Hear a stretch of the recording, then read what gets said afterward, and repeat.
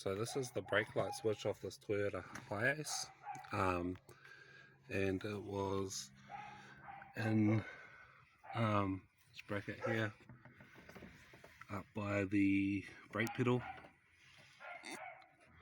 and there's a nut behind that I had to hold with a spanner to loosen this lock nut at the front.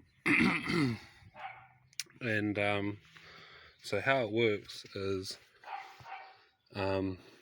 when it's like this, when the switch is not pushed in, it should be short, and the reason for that is when you put your foot on the brake, it lifts off the switch, so it connects the circuit. So the way to test that is to put your multimeter lead,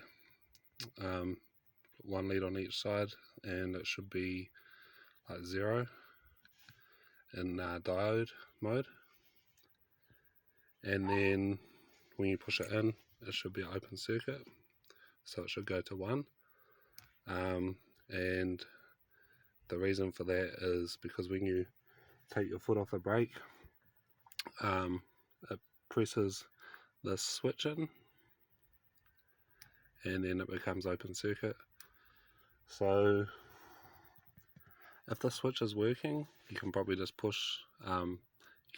thread this in more and make sure that when you've got your foot off the brake, the switch is pushed all the way in.